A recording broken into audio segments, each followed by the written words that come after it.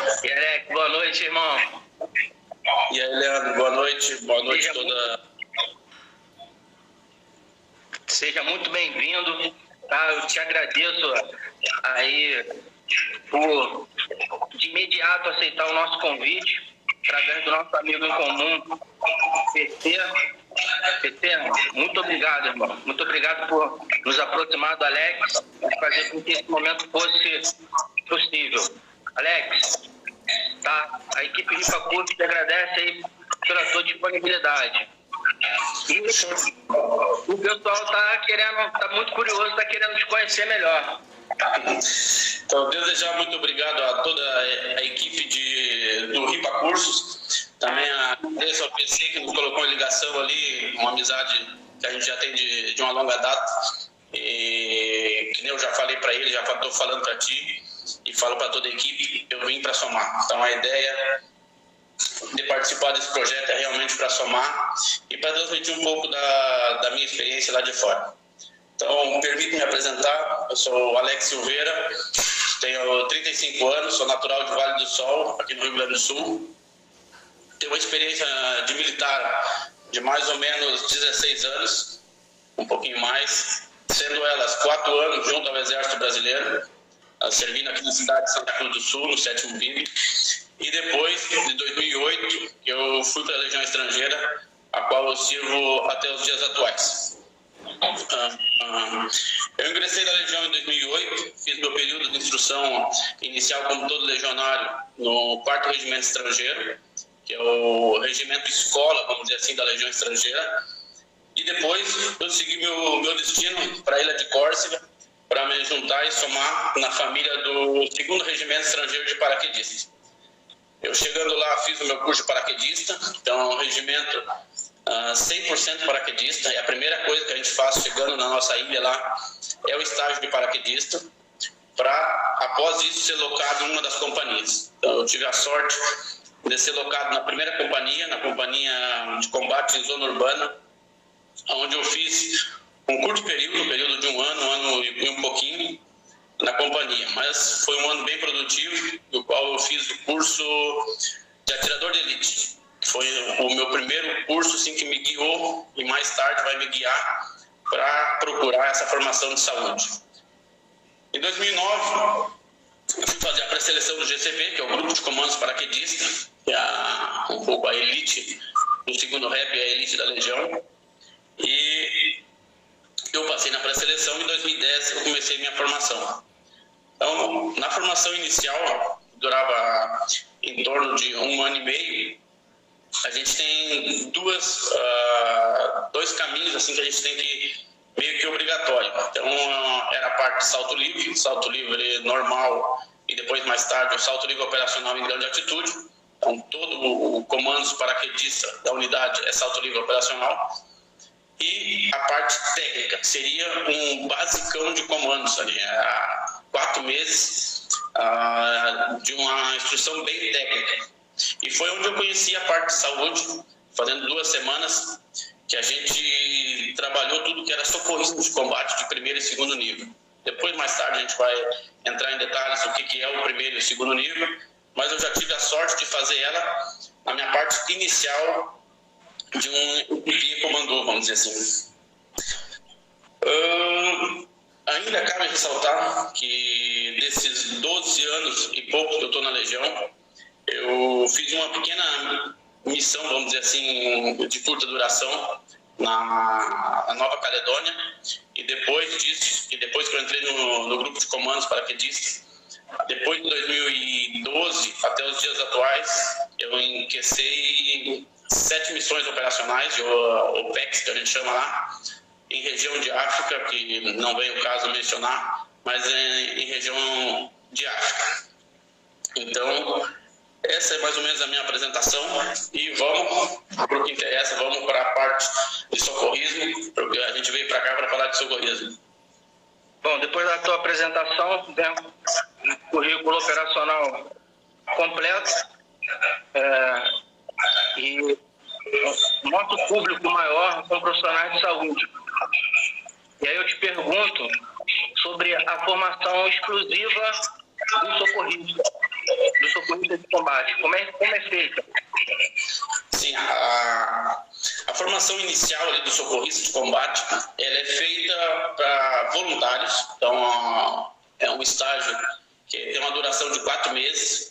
E você pode pedir esse estágio, mas ela vem de um acordo do seu chefe de pelotão direto, do seu comandante de companhia, para te liberar para fazer esse curso. Então, é um curso extenso e aonde para nós, legionário, a parte mais difícil, vamos dizer assim, que seja a parte da língua, porque tu vem de uma cultura que nem eu, brasileiro, e há pouco mais de 2 anos lá, fui fazer uma formação de 4 meses, onde eu teria bastante contato com franceses e a formação de hospital e de bombeiro.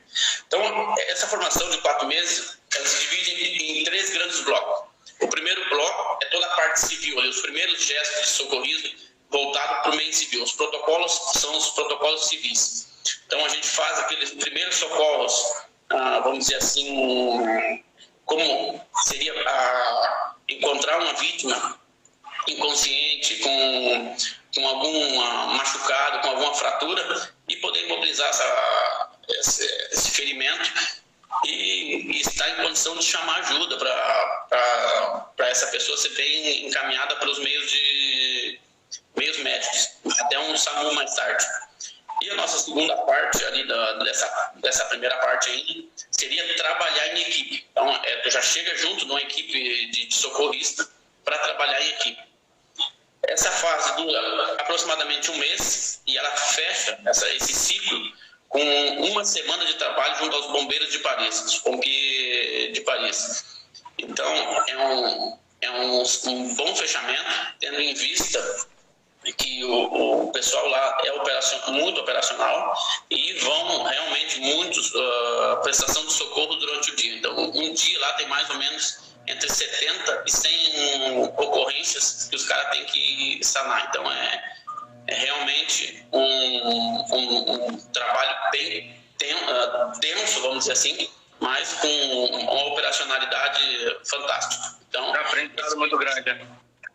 Esse primeiro bloco é encerrado com essa semana nos bombeiros. Depois, o segundo grande bloco era toda a parte de anatomia e as patologias. Então, dura em média 2 meses, é o segundo e o terceiro mês, onde a gente vai tentar aprender um pouco da anatomia normal e depois as patologias. Patologia é todo tipo de doença que a gente vai encontrar com problemas em todas as regiões que a Legião vai trabalhar. Então, a gente trabalha desde a Guiana Francesa até a Nova Caledônia, lá colada com a Austrália. De doenças, a gente vai encontrar quase tudo. Então, a gente tem um basicão de cada doença para nos ajudar também mais tarde. Quando a gente vai fazer as permanências na enfermaria do regimento, a gente tem um pouco de bagagem nessa área, tendo em vista que à noite é a gente os responsáveis da enfermaria. Aí, se tiver algum problema, alguém não está se sentindo muito bem, é a gente que faz o primeiro pilã ali para ligar e para chamar o médico de serviço, que ele está na residência dele, e vai vir ali nos 10, 15 minutos que segue, mas é a gente que faz esse primeiro pilã, vamos dizer assim.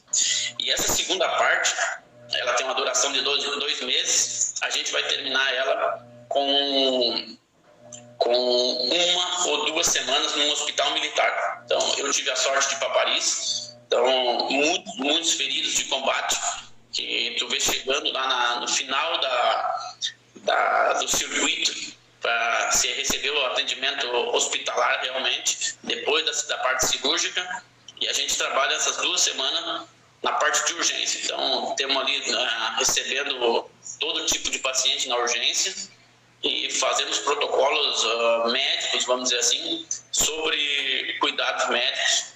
A gente é binomado, cada um com o médico que está ali sendo sombra desse médico. Então, é uma parte muito interessante e daí que vem o problema da linguagem. Então, se a gente não está com bom nível de francês ainda, é bem complicado essa parte.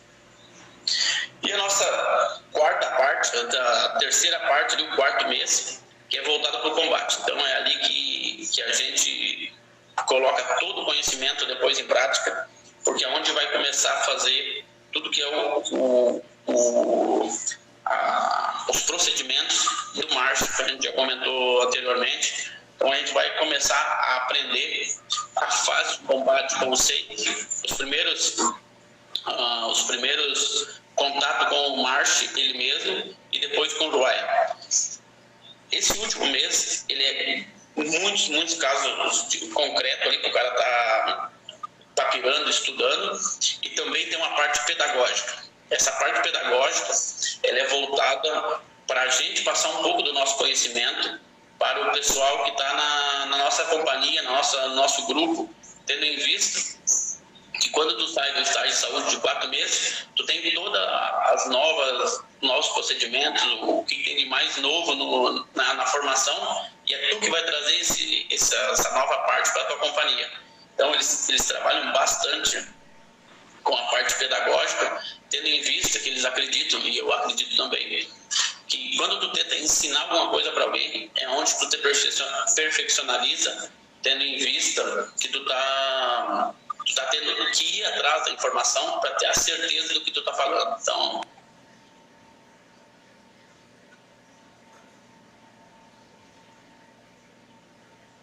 deu uma travada aí no vídeo do Alex. Estamos voltando aí à normalidade. Alex, finalzinho, deu uma travada no teu vídeo. Mas chegamos a uma conclusão.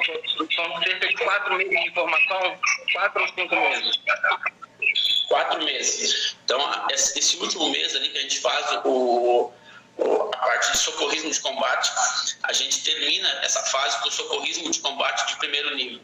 Então, o socorrismo de combate de primeiro nível já entra no marcho, que nem a gente falou, mas a gente só aprende um gesto decisivo, que é a punção de acesso venoso. Então, o socorrista de primeiro nível, ele aprende apenas a colocar uma linha no ferido. Um ano mais tarde, então, no meu caso, já foi em 2012, eu voltei para fazer a formação de SC2. Então, eles cobram esse intervalo de um ano, tendo em vista que, se fosse partir direto com o SC2, você não estaria nem bem ainda no teu SC1, claro, na tua cabeça, tu já ia estar recebendo muita informação e tu acabaria fazendo um problema, muito conhecimento na tua cabeça e tu não ia gerar. Então, eles cobram esse um ano de um pouco de experiência e, na sequência, tu vai fazer o teu SC2. Então, essa pequena bagagem que tu pegou no teu primeiro ano, tu coloca em prática, tu tem alguns casos concretos para resolver, mas o principal que a gente aprende no SC2, o primeiro é fazer a triagem de feridos, é ter a condição de receber mais de 1, 2, 3, 4, 5 feridos, fazer uma triagem de maneira correta, de maneira rápida e de maneira eficaz, para saber que está trabalhando nos feridos com mais prioridade. E a segunda é o complemento dos gestos incisivos. Então, a gente só tinha autorização de fazer a punção de acesso venoso. Agora a gente aprende no SC2 fazer o intraósseo também. A gente aprende a fazer a punção de alívio, que a gente chama lá de insuflação, que é em caso de pneumotorax compressivo. E a gente faz também a coniotomia. Então, aqui no Brasil, eu acho que é chamado cricotireodotomia. Pode me corrigir se está errado. Esse nome veio. Então, esses 4 gestos incisivos que são passados no SC2, esses gestos, eles são, vamos dizer assim, são gestos um pouco mais difíceis, todo mundo tem certeza disso, mas como tu já tem uma bagagem de um ano que tu está trabalhando no marcho, tu já está tranquilo com o marcho, o procedimento já está rodando na tua cabeça tranquilo, sem nada de anormalidade, e aí tu vem receber esses gestos incisivos, isso não vai perturbar a tua forma de trabalhar, vai ser bem tranquilo quanto a isso. A primeira fase, então, do SC1, formação de 4 meses. Depois nós temos um intervalo de um ano de experiência para fazer o SC2. O SC2, a formação é de quanto tempo? De 3 semanas. 3 semanas. Aí já entram entra o gerenciamento de catástrofe, gerenciamento de crise, entra o suporte avançado de vida. Exato. E esses gestos incisivos a mais ali.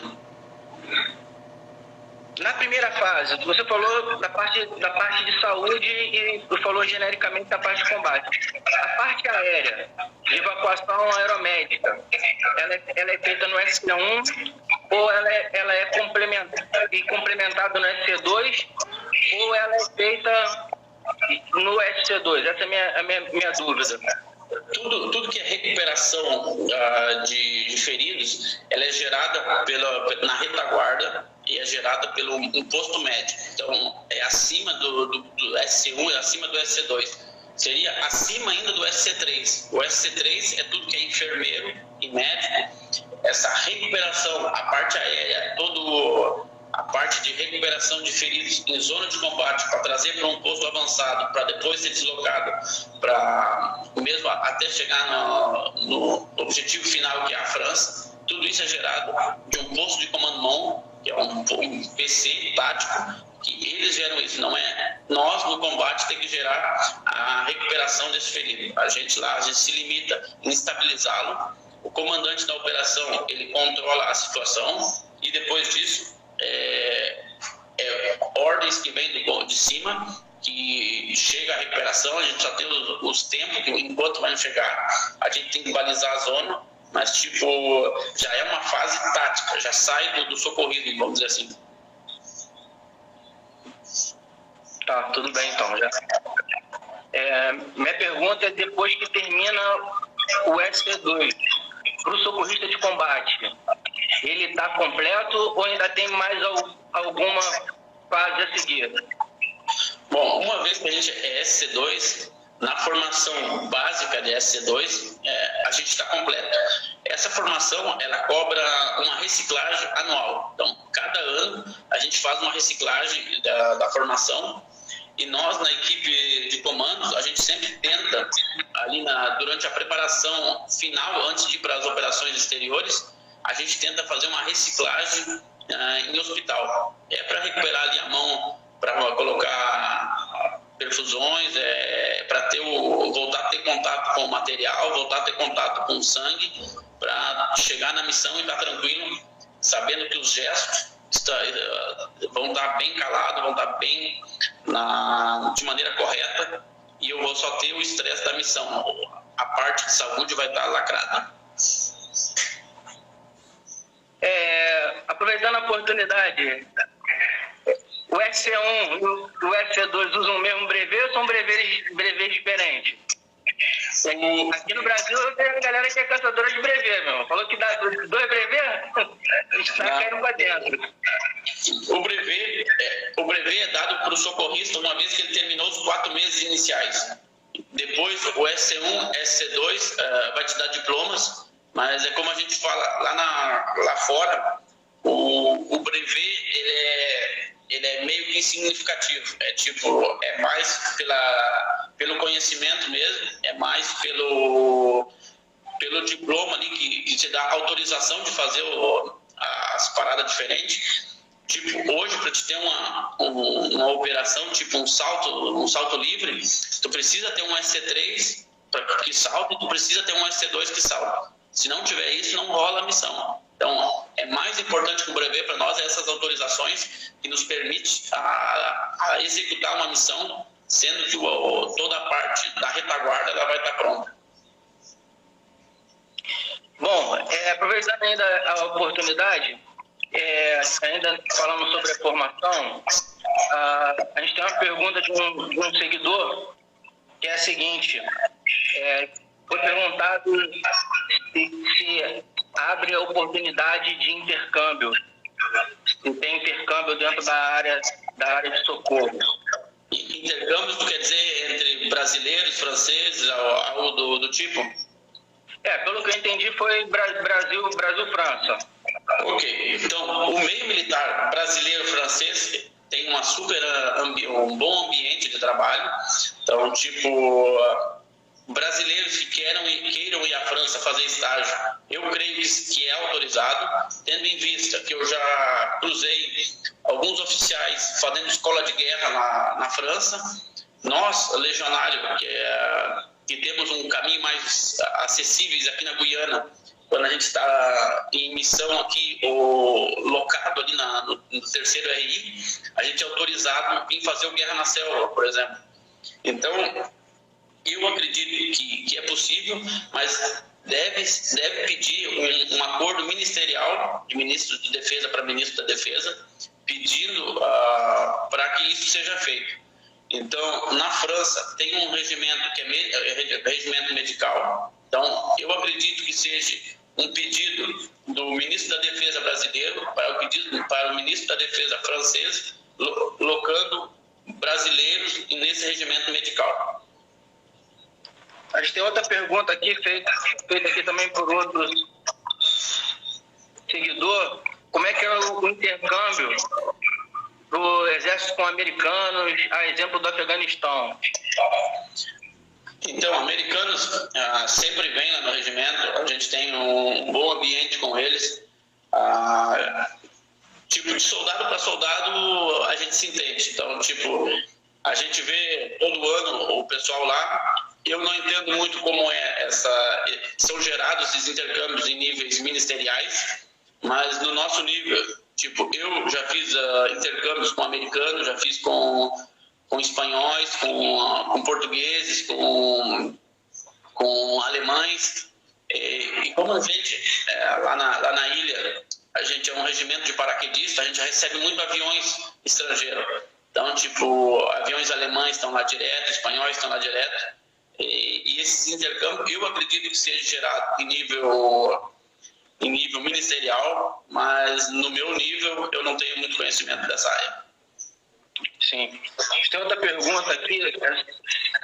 Qual é a diferença do técnico de enfermagem, enfermeiro, médico e paramédico de combate na França? Pelo que eu entendi, eu gostaria de uma explicação sobre organização de emprego, onde cada profissional é empregado aí dentro da cadeia de evacuação.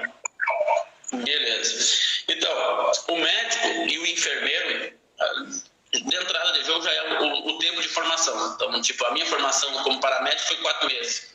Uma formação do auxiliar de enfermagem vai ser de quase 1 ano.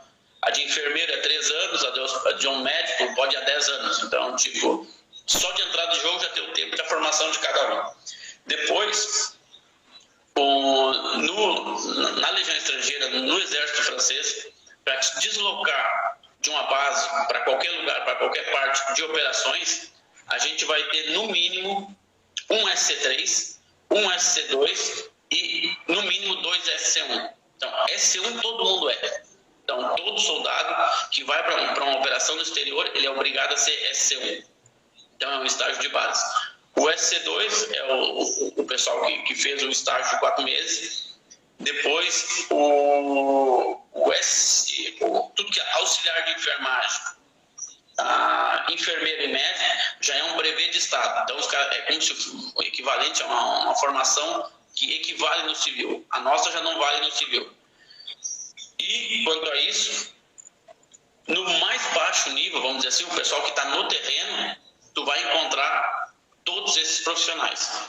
Depois, na cadeia de recuperação, em todos os níveis, tu vai encontrar os 3 profissionais. Então, tipo, um médico, ele pode ir numa missão para sair para o terreno, como ele pode ir na outra missão para ser apenas em caso de evasão, de recuperação de feridos no helicóptero. Na outra, ele pode ser locado em um ambulatório, num hospital de campanha, por exemplo. Então, esses postos, em todos os postos a gente vai ter SC1, SC2, SC3, a gente sempre vai ter isso. Então, tipo, o médico não vai... eu acredito que ele não vai querer ficar o tempo todo no campo, ele não vai querer ficar o tempo todo na base, eles vão jogando entre eles ali, e eles são locados por missões em um ponto claro. Então, tipo, faz parte da preparação de missão. E uma outra diferença bem grande que tem quanto a isso, nós paramédicos, socorristas, A gente é comandado pelo nosso comandante de batalhão. Então, cada comandante de batalhão gera os seus socorristas, como ele gera todos os soldados deles. Tudo que corresponde à enfermaria, a serviço de saúde, eles são comandados pelo Serviço Militar de Saúde. Então, é como se fosse um exército dentro do exército. É um general que comanda e se ele precisar de um médico do regimento de paraquedista para ir para uma missão com outro regimento da Legião, ele vai lá e recupera o nosso médico e coloca lá na autoridade. Então, esse serviço é comandado por um outro serviço que é diretamente ligado à área de saúde. Então, a operação complexa, ela é gerenciada, então, por uma diretoria de saúde. Exatamente. Eu diria até por um PC tático. Então, um PC tático. Ali dentro vai ter o comandante da operação, a gente vai ter o inteligência, a gente vai ter um médico, e não é o médico que vai dizer agora eu vou lá buscar o Joãozinho. Não, tem tudo uma parte técnica, uma parte que é pensada pela missão, e o médico está ali para auxiliar se tiver um ferido. Ok. Vamos começar a falar um pouquinho sobre o protocolo, né? Vamos lá. É o objetivo. Estou curioso também, já passamos a fase da formação, da especialização aí do socorrista de combate, e a galera tem curiosidade de saber qual o protocolo que é utilizado. Vamos dar como exemplo um período da tua equipe por PAF, membro superior, tá? Coisa simples, de forma sucinta. Se a gente for falar de protocolo no atendimento, a gente vai varar a madrugada aqui na live. E a gente tem apenas 1 hora disponibilizada pelo Instagram. Tá? Então, de maneira sucinta, só para que o pessoal entenda como é aplicado o protocolo. Tá? Então, a gente tem um período da tua equipe com uma perfuração por arma de fogo no membro superior. Beleza? Beleza. Então, nessa fase, a gente está no meio de uma fase de combate, a gente acabou de ter um ferido. No primeiro tempo, a gente vai gerar o combate. Então, é o safe, não se expor ao perigo de maneira involuntária para não aumentar a quantidade de feridos. Então, no primeiro tempo, a gente vai executar uma manobra, e quem chegou perto, quem viu o ferido, que vai anunciar na equipe para que todos saibam que tem um ferido. E um negócio que a gente sempre vai fazer, a gente vai começar a gritar garrou, garrou, garrou.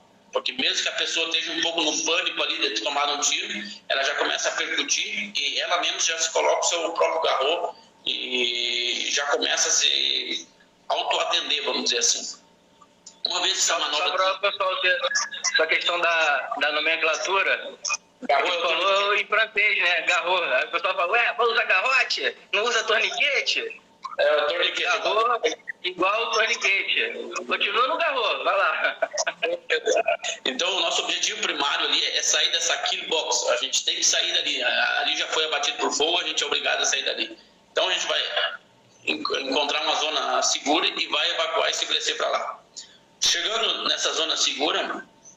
Como eu vou ter um único ferido, não vou precisar fazer o meu start ABC. Eu vou ter que fazer diretamente o meu marcho. O start ABC eu faria se tivesse mais feridos. Então, no M, eu vou tratar todas as hemorragias. Então, eu já vi que o braço está ferido. Se ele já colocou o garrot, está tranquilo, eu já vou só controlar como ele colocou o garrot. Já marco um T de torniquete ali na testa do ferido. Já coloco a hora para ajudar para mais tarde. Se ele já tivesse colocado tranquilo, eu vou fazer uma procura ainda, para não ver para não ter a certeza que não tem mais um ferimento. Então, vou fazer uma procura em todo o corpo do ferido. E quando eu estiver terminando o meu M, que eu for verificar as costas dele, eu já vou aproveitar e já vou isolar ele do chão, para já proteger a perda de temperatura mais tarde. No A, se ele já estiver falando ali, o A seria o airways. Se ele já estiver falando, eu já tenho a certeza que o ar está passando, eu já vou para o R, que é a respiração, como ele está respirando. Então, no primeiro tempo, se ele está respirando normal, eu já posso ir para o choque. Então, um tiro no membro superior não vai jogar muito, se ele não perder muito sangue diretamente na respiração, já vou passando de fase. E quando eu for pegar o pulso radial dele, para iniciar o meu choque, eu já vou ter os elementos para enviar minha mensagem Line 9, que seria as 9 linhas da saúde. Então, a minha prioridade, no meu caso como socorrista, seria enviar a linha 3, linha 4 e linha 5. Então, na linha 3, eu vou dar a gravidade desse ferido. Então, um tiro por bala, eu posso botar ele tanto como alfa como bravo. Prioridade é alfa. Então, um alfa. O Lima 4, o que eu vou precisar a mais nessa recuperação? Nós botamos como procedimento lá sempre pedir um delta, se não precisar nada. Então, delta seria respirador. E no Lima 5, como ele vai ser recuperado na aeronave. Então, isso é mais, se tiver bastantes feridos, quantos vão ir deitados, quantos vão ir que podem ir sentados. Então, no caso ali, um ferido, a gente vai botar um Lima para o cara ir tranquilo deitado na aeronave. Feito isso, eu vou passar para o choque. Se ele tiver um pulso radial, beleza, já ganhei, já posso ir para a próxima letra. Na falta de um pulso radial, eu vou ter que fazer uma punção venosa periférica, com a solução fisiológica hipertônica, a 7,5, é o que a gente usa lá, de 250. Nós chamamos de SSH, é um bem concentrada em 7,5%. Se uma vez essa solução tenha colocado a punção no ferido, eu já posso passar para a letra H. Então, letra H, tudo que é cabeça e hipotermia. Então, cabeça e hipotermia, eu vou ver o nível de consciência, se está de boa, se o cara está tranquilo, se ele sabe onde é que ele está. Então, vou usar o AVPU lá. Então, seria um A ou um V, se ele tiver um pouco zonzo. Vou testar a motricidade e sensibilidade dos membros. Esse que está ferido, quando eu vou perder um pouco de motricidade e sensibilidade, mesmo pelo garrô, mesmo que o braço pode estar quebrado. Vou terminar de cobrir essa vítima. Vou analisar as pupilas, se estão simétricas ou assimétricas. Normalmente vão estar simétricas. E já vou começar a preparar a evacuação desse ferido. Então, para a evacuação, eu vou ter que entregar uma ficha que vai ser feita, um transfere de doutor para doutor. É o doutor do terreno que vai dar para o doutor que vai vir recuperar esse cara. A gente chama lá doc to doc, que é de doutor para doutor. Então, eu vou ter que preparar a minha MIS. Seria o mecanismo ferido, então o mecanismo foi o membro superior. Como foi ferido? Então, foi ferido por uma perfuração por arma de fogo. Os sintomas, quando eu começar meu Ryan agora, eu já vou anotando os sintomas. Então, quanto que ele vai ter de batimento, quanto ele vai ter de circulação, quanto que ele vai ter de respiração, quantos movimentos por minuto. E eu já vou completando. E no final, eu vou colocar o tratamento que eu já fiz nesse cara. Então, por um instante, nesse primeiro marcho, eu só fiz o garrô, que é o torniquete, e uma punção com tal produto, tal hora. E acabou, não fiz mais nada nesse ferido, foi um ferido simples. E aí, depois disso, dependendo do tamanho da evacuação, eu vou começar a fazer o meu raio. Se já terminou aqui, a evacuação já está ali, eu já posso mandar esse cara para frente. Se eu vou ter que esperar ainda 30, 40, 50 minutos no terreno, eu vou reevaluar usando o procedimento Ryan. Seria RYAN. Então, o meu R, nesse caso, a reevaluação do ferido, eu passaria pelo M. Eu ia checar de novo o garrô, ver se o garrô está eficaz, se não teve nenhum problema do garrô. O A, normalmente as vias aéreas vão continuar livres. O R, como ele está respirando, quanto movimento ele está fazendo por minuto, eu vou contar e eu vou anotar lá na minha mensagem. No C de choque, eu vou ver se ele recuperou o pulso radial. Se ele não recuperou, mantém o protocolo. Se ele recuperou, eu vou começar a diminuir a velocidade que está passando o produto. E depois, no H, eu vou só recontrolar a parte de consciência. Normalmente, eu não vou ter problema com esse ferido, porque se ele perdeu um pouco de sangue ou não perdeu muito, normalmente ele já vai ser um cara estabilizado. E aí eu vou terminar de preparar a evacuação desse cara. Nesses casos, por exemplo, ali que me deu um ferido que é simples, que só um, então eu posso me permitir, depois que estabilizar um pouco a situação dele, começar a pensar até de liberar um pouco aquele garrô dele, tendo em vista que eu tô com o SC2, talvez um SC3 vai estar ali comigo, a gente tem todo o suporte médico, a situação está estabilizada e a gente vai começar a analisar qual vai ser a reação daquele ferimento quando a gente liberar um pouco o garrô. De nenhuma maneira a gente não vai tirar o garrô dele, a gente vai liberar um pouco, 1 ou 2 voltas, se não voltar a sangrar e a gente poder ir liberando quase que totalmente o garrô fica no membro como um garrô de espera. Um momento ou outro voltar a sangrar, a gente aperta o garrô de novo. Então, esse caso de liberar o garrô é único e exclusivamente porque a gente está com uma situação estabilizada, não tendo quase que nenhum trabalho nem para o SC2, nem para o SC3, e aí a gente tem essa liberdade de fazer o movimento e ver o resultado. Nesse caso, poderia ser feito. Continuando minha reavaliação, eu vou passar para o Y, que é o Y, seria olhos e orelha. Então, nesse caso, é quase que sem objeto. Tomou um tiro no braço, não vai efetuar nada. Então, seria ver se estava simétrico ou assimétrico o olho ali, a gente já tinha checado antes, mas é mais por causa de ter um corpo estrangeiro no olho e mais por causa de ter um trauma sonoro. Mas, nesse caso, sem objeto. Depois, toda a parte de analgésicos seria a administração de drogas. Então, o que seria interessante nesse caso ali? Se ele não precisa, se ele está sentindo muita dor,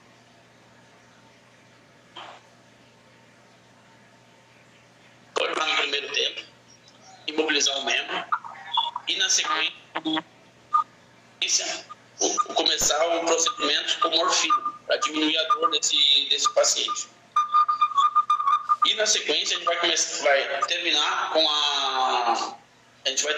a limpeza do ferimento. Então, a limpeza do ferimento ela é feita em 2 etapas. No primeiro tempo, óbvio, a vítima. Então, a gente vai tentar limpar todo o ferimento, desinfectar ao máximo, utilizando compressas esteris, tudo que a gente puder utilizar a favor da vítima. A gente até passa uma droga na finaleira, quando está tudo estabilizado. Lá a gente chama augmentando, que é para evitar todas as eventuais infecções. Aqui no Brasil, eu dei uma pesquisada, o nome dela é clindamicina, o nome dessa droga, e é justo para evitar que venha dar infecções no ferido. Numa segunda parte, a gente vai limpar a zona. A gente não vai deixar vestígio no terreno que a gente teve ferido, para não ser usado nem como publicitário, nem como imagem alguma que o inimigo possa vir na zona e dizer, aqui a gente fez 1, 2, 3, 4. E o ponto dessa limpeza, a gente tem quase todo o saúde, a gente tem seria quase uma caixa ali, uma caixa com proteção para todo o material cortante. Então, é para evitar que a gente venha colocar agulhas ou colocar algum material que possa cortar e para vir se ferir um com o outro ainda com esse material. Então, a gente faz muita atenção com essa parte, tendo em vista que às vezes a gente vai prestar socorro em pessoas não cooperantes, por exemplo, um inimigo, e a gente não sabe o tanto de doença que pode ter. Então, a gente faz extremo cuidado com todo esse material perfurante. Bom, você tocou um ponto interessante sobre a analgesia, né? Que entra na utilização de drogas. Eu estou perguntando se vocês usam outra medicação analgésica além da morfina. Então, nós, se tiver para dor, morfina. Então, se a gente tiver com um choque muito elevado, a gente vai usar adrenalina. Então, se a gente precisar fazer o paciente voltar. Usamos também... deixa eu ver se eu vou achar aqui. Eu fiz uma anotação da outra droga que a gente usa. Vou ficar te devendo. Mas, em prioridade, seria a morfina e a adrenalina. A morfina para dor e a adrenalina, noradrenalina.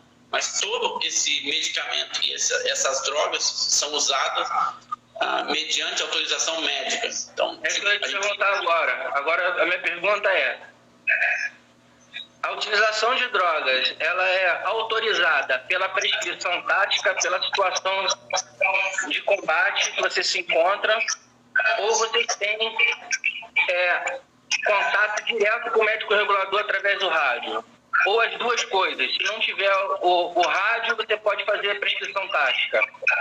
Como é feito?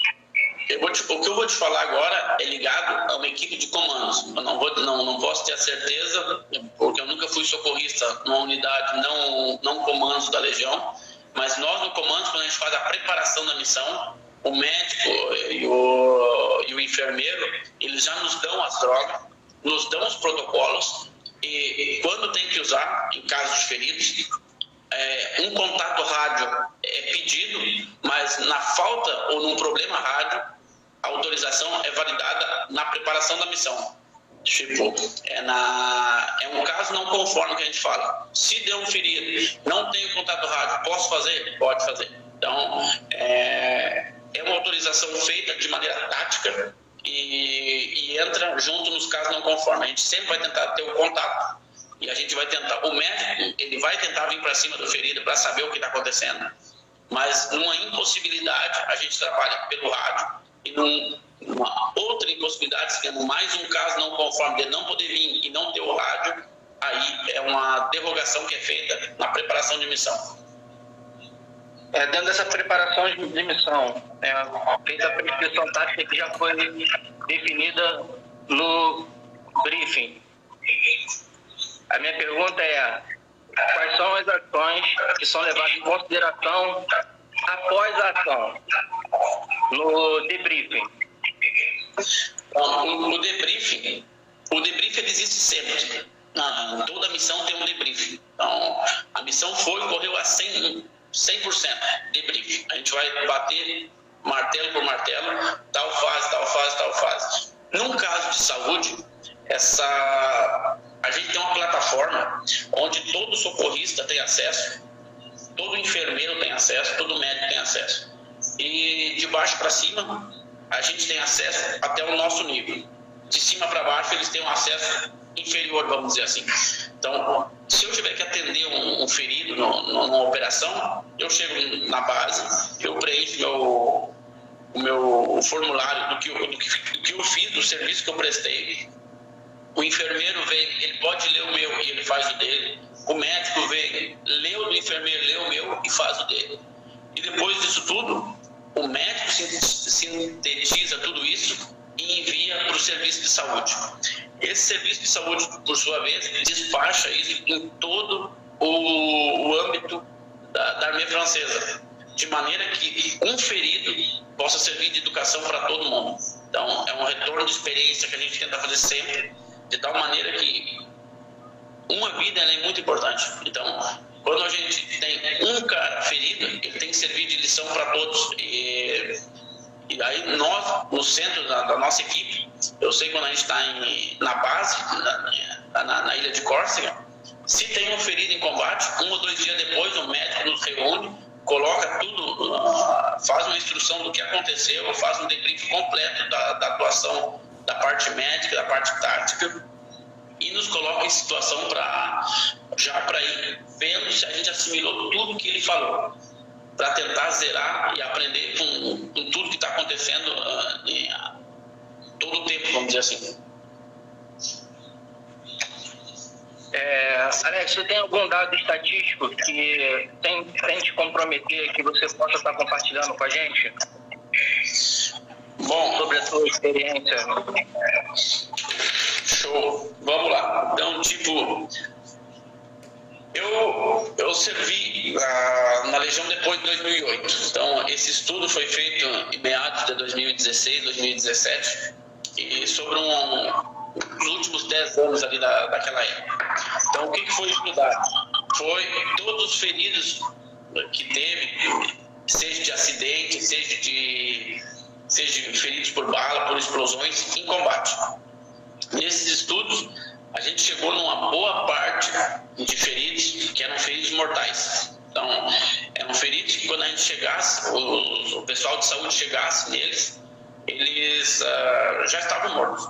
Eram ferimentos mortais. Então, tiros em zona letal, explosões que, infelizmente, a gente perdia o guerreiro antes do especialista de saúde chegar nele. Uma pequena parte eram aqueles feridos leves. E os feridos leves seriam o quê? Seriam aqueles feridos de tiro de raspão, aquele cara que teve um acidente, bateu com o carro afundou numa duna, ou alguma coisa ligeira. E nesses casos, o socorrista também não interviria em nada. Tipo, é um ferimento simples e o bom trabalho ou mau trabalho, que a gente não deseja nunca, do socorrista não colocaria a vida desse paciente em risco. E uma parcela assim, bem considerável desse estudo chegou na conclusão que muitos dos feridos eram feridos graves, mas com um gesto certo, na hora correta, a gente conseguia salvar esses feridos. Então, muitos desses feridos é hemorragia grave, que a gente com 1, 2, 3 garrou, a gente salvava o cara. Um pneumotorax compressivo, que a gente vinha ali e fazia uma insuflação, depois mais tarde fazia uma segunda insuflação, conseguia trazer o cara.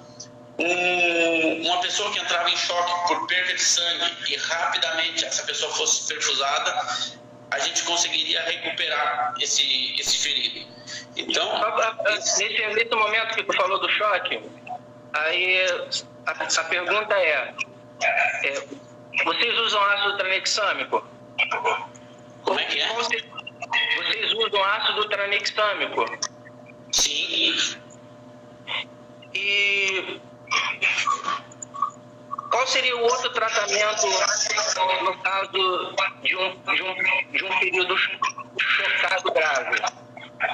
Então, no caso já na retaguarda, já no momento da evacuação do ferido. Eu vou por partes. Então, tipo, se eu chegar num cara que está chocado muito grave, no primeiro tempo eu vou passar o protocolo normal. Na segunda reavaliação, eu vou ver que ele não recuperou o pulso, já vamos começar a administrar com morfina. E numa terceira fase, mantendo no combate, a gente vai usar o Isacil para dar um pouco mais de coagulação no sangue desse ferido e ele chegar em condições de sair com vida da área de conforto, de combate. Essa recuperação, uma vez ela é feita em base, a gente tem bancos e bancos de dados que dizem que uma vez que tem um ferido em combate,